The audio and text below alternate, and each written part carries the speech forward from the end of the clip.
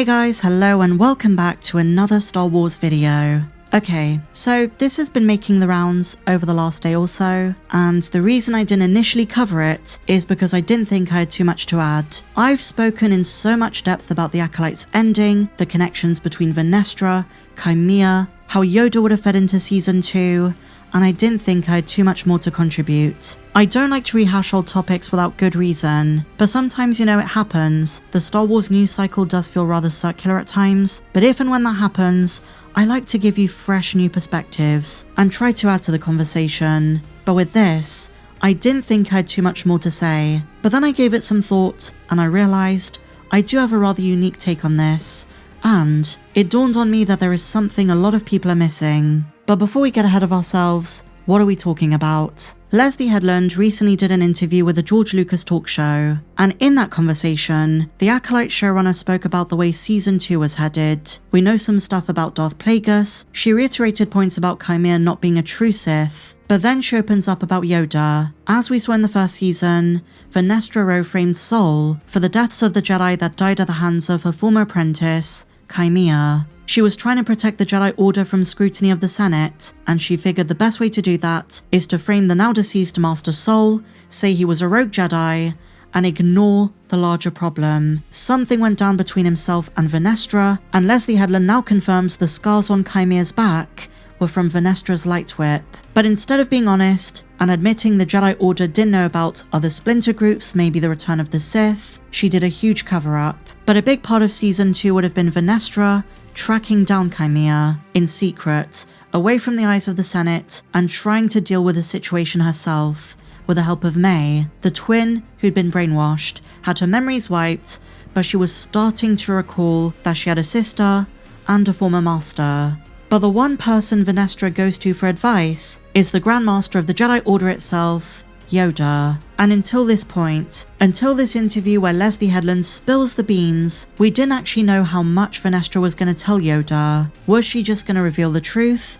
Was she going to tell him half-truths? And how was Yoda going to handle it? Well, it's the worst outcome we could have imagined. Leslye confirms if Season 2 had moved forward, Yoda would have helped Vernestra bury the truth. He would have helped cover up Qimir's crimes, which ultimately would have destroyed Yoda's character. Because by the time of The Phantom Menace, the Jedi Council is astonished that Qui-Gon would even suggest that the Sith have returned. So what Leslye is implying is that Yoda, and I guess Ki-Adi-Mundi, were in on it, because they themselves covered up the acts of another dark-side assassin 100 years prior. And if you thought the implications for Ki-Adi-Mundi are bad, because he's the person who says, impossible, the Sith have been extinct for a millennium, it's worse for Yoda. The Grand Master of the Jedi Order could have stopped the Sith in their tracks 100 years before Palpatine comes to power. And I already know the tiresome justifications people use to defend this, so let's address those. People say, well, it's fine, because the word Sith is not spoken, so technically, it's all good. Mundi and Yoda didn't know that Qimir was adjacent to or even part of the Sith. Darth Plagueis wasn't involved, he's in the shadows, so it's all fine. Is it though?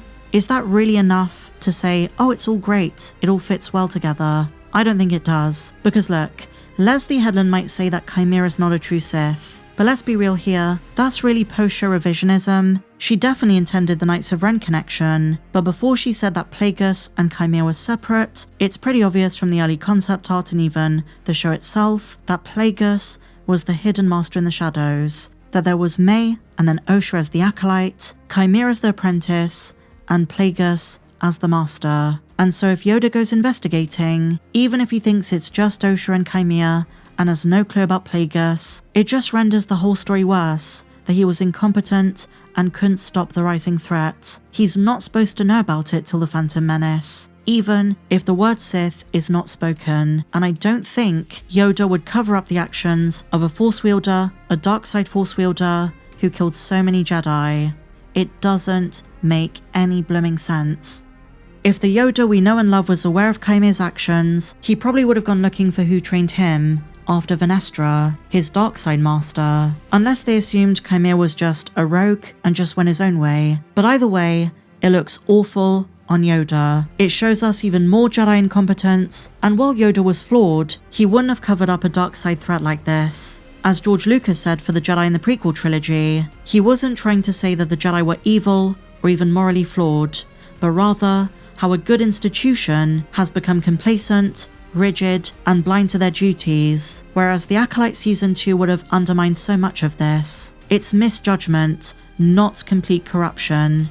Now, at the start of this video, I said I was going to provide a unique perspective. Well, here it is. The way that Leslye Headland describes Yoda is the same way Count Dooku described him. After becoming Darth Tyrannus, he said this: "The Jedi Order's problem is Yoda. No being can wield that kind of power for centuries without becoming complacent at best, or corrupt at worst. He has no idea that it's overtaken him. He no longer sees all the cumulative evils the Republic tolerates and fosters, from slavery to endless wars.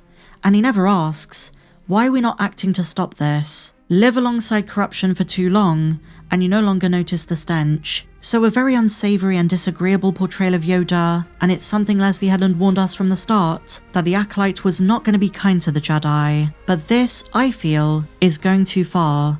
This is not the way I feel Yoda would act in this scenario. And the justification that Leslye uses is this: "Don't come at me in the comments because he does it in the Clone Wars, so I don't want to hear about it." Now, there are a couple of instances that I think she's referring to. Yoda's visions of the Sith rising by the Force priestesses, and then seeing Darth Bane. But those happened well into the Clone Wars, when the Jedi knew the Sith were rising. But nothing he saw in those visions was a literal physical fact. Here you have one of the most respected Jedi in the Order, Venestra, and she's coming to him, and she has proof that her former apprentice, someone we assume Yoda knew, has turned to the dark side. And not just that, but he's killed several Jedi. That's very different.